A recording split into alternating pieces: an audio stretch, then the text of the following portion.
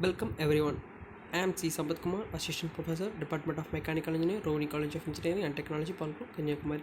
In this video, we are going to discuss about the subject ME8651 Design of Transmission Systems.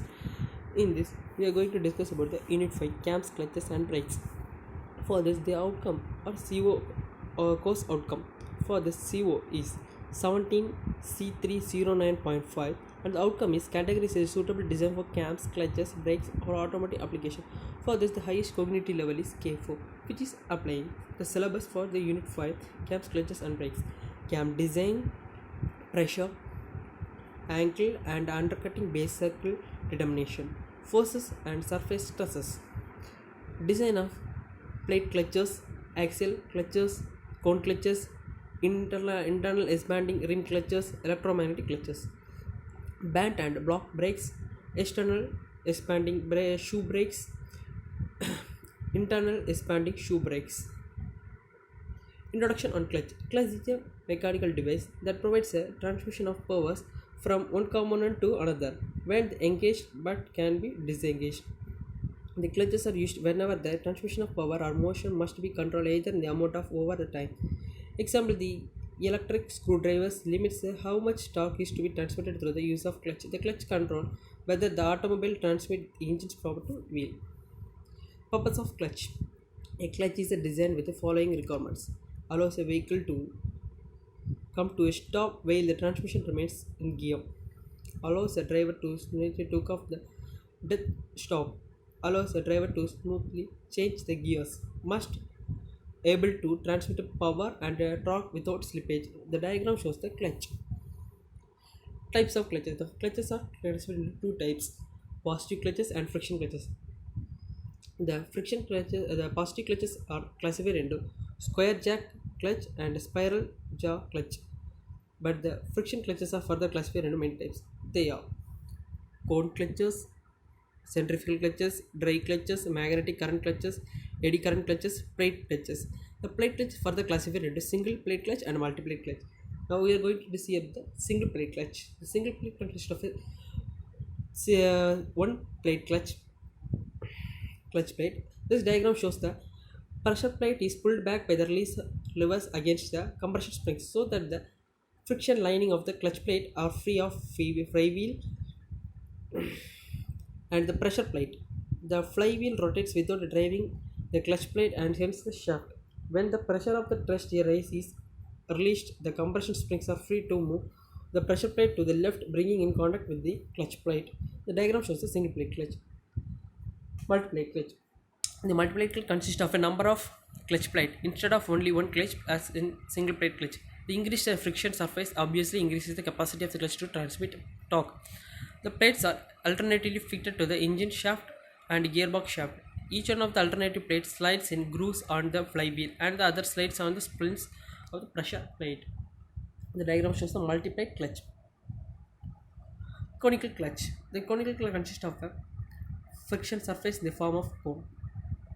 Engine shaft consists of a female cone. The male is mounted on the splined clutch shaft. It has a friction surface on the conical portion. The male has a sliding on the clutch shaft. When the clutch is engaged, the friction surface of the male cone are in contact with that of female cone due to the force of spring. When the clutch plate is pressed, the male slides against the spring force and the clutch is disengaged. This diagram shows the conical clutch. Introduction on brake. The brakes are used to stop the vehicle or stop the motion. The disc brakes are the braking system that slows the wheel rotation by a sequencing or attachment of a disc metal is wise like a hydraulic caliper. It is quite similar as a bicycle, but on a bike the pads are pressed against the wheel itself. On a car, the disc part is one of the hub to the wheel is mounted. The disc is technically called rotor. It is clearly visible through the spoked wheels. Classification of brakes. The brakes are classified in many types. Now we are going to see on the basis of a method of actuation: foot brake operated by a foot pedal, hand brake. It is also called a parking brake operated by hand. On the basis of a mode of operation: mechanical brakes, hydraulic brake, air brakes, vacuum brakes, electrical brakes. On the basis of action or for on front or rear wheels: front wheel brakes, rear wheel brakes. Okay. On the basis of the method of application of a braking contact, internal expanding brakes, external contracting brakes. Disc brake. The disc brake is one of type of a brakes that consists of a caliper to sneeze the pair of pads against a disc or a rotor create a friction. This action slows the rotation of such as a vehicle axle either to reduce the rotational speed to hold the stationary. The disc brakes are always better than the drum can deliver the excellent braking performance. This diagram shows the disc brake. Band and block brake. The band and block may lined with the blocks of wood or other material. The friction between the blocks and the drum provides a braking action. Let the n is the number of blocks, each suspending an angle to theta at the center, and the drum rotates in anti-clockwise direction. But the diagram shows the clockwise rotation of a drum and also the anti-clockwise rotation of a drum. Internal expanding shoe brake. An internal expanding shoe brake consists of two shoes, S1 and S2. The outer surface of the shoes are lined with the sum of the friction material to increase the coefficient to provide the or prevent the free wearing away of the metal. Each shoe is pivoted at the one end and fixed about the flow crumb O1 and O2 and to make the contact at the cam at the other end. The diagram shows the internal expanding brake. When the cam rotates, the shoes are pushed outwards against the rim of the drum. The friction between the shoe and the drum produces a braking torque, hence reduces the speed of the drum. The shoes are normally held in off position by a spring.